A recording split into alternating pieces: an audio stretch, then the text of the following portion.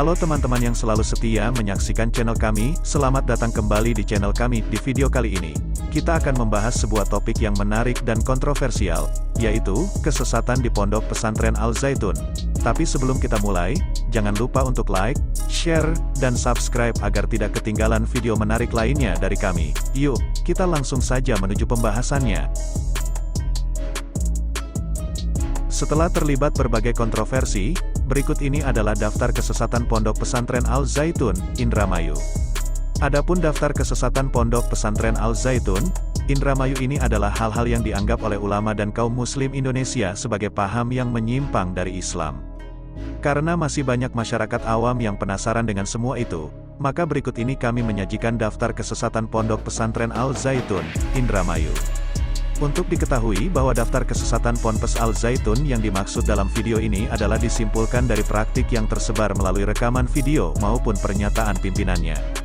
Panji Gumilang alias Prawoto adalah pimpinan Ponpes Al-Zaitun Indramayu. Lewat dirinya lah sebagian besar kontroversi Ponpes Al-Zaitun berasal. Berikut adalah daftar kesesatan Ponpes Al-Zaitun dan Panji Gumilang menurut para ulama Indonesia dan kaum muslim umumnya. 1. Mazhab Bung Karno. Panji Gumilang pernah ditanya tentang mazhab atau aliran teologi apa dalam Islam yang dia anut, maka dia menjawab bahwa ia menganut mazhab Bung Karno. Jawaban ini antara serius ataupun tidak, sangatlah tidak pantas diucapkan oleh seorang pemimpin pondok pesantren. Sebab tidak ada yang namanya mazhab Bung Karno dalam Islam. Umat Islam hanya mengakui 4 mazhab terbesar yakni Hanafi, Maliki, Syafi'i, dan Hambali.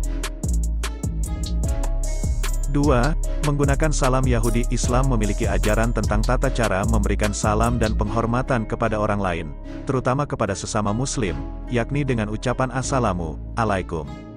Namun apa jadinya jika ada golongan yang lebih suka menggunakan salam Yahudi ketimbang salam yang diajarkan Rasulullah? Sudah pasti itulah golongan sesat dan menyimpang. Itulah yang dilakukan oleh para santri Al-Zaitun ketika didatangi ratusan massa aksi yang berunjuk rasa mengecam Ponpes Al-Zaitun. 3. Penggunaan wanita sebagai khatib salat Jumat. Panji Gumilang juga pernah mengeluarkan statement bahwa ia akan menggunakan pelajar puteri sebagai khatib Jumat yang mana khatib ini menurut ajaran Islam hanya boleh dijabat oleh laki-laki. Pernyataan Panji Gumilang ini tentu pernyataan yang bertentangan fikih dan ajaran Islam. Apalagi saat Idul Fitri dan Idul Adha kemarin Ponpes Al-Zaitun membiarkan seorang jamaah wanita bercampur dengan saf laki-laki. 4. Indonesia juga tanah suci sama seperti Makkah dan Madinah. Panji Gumilang juga pernah menyatakan bahwa Indonesia adalah tanah suci selayaknya Makkah dan Madinah di tanah Arab sana. Oleh karena itu jika ingin mati di tanah suci, maka cukup di Indonesia saja, tidak perlu berharap untuk mati tanah yang jauh dari Indonesia.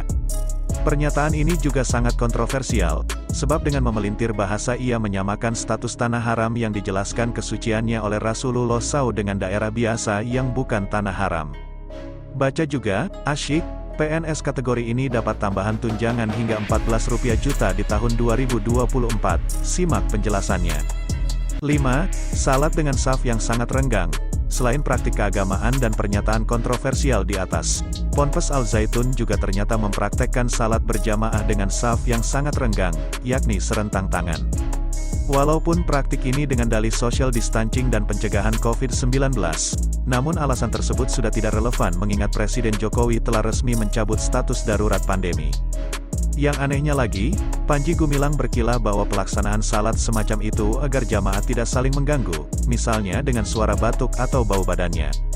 Deretan pernyataan dan praktek nyeleneh yang dilakukan Al-Zaitun dan Panji Gumilang di atas menunjukkan bahwa ada praktek Islam yang tidak tepat di dalam ponpes tersebut. Bahkan dapat dikatakan bahwa keseluruhan pernyataan dan praktek nyeleneh tersebut sangat bertentangan Al-Quran, hadis, dan ajaran para ulama mutabar. Oleh karena itu wajar jika kemudian masyarakat menjadi resah dan menuntut agar Ponpes Al-Zaitun agar segera dibubarkan oleh pemerintah.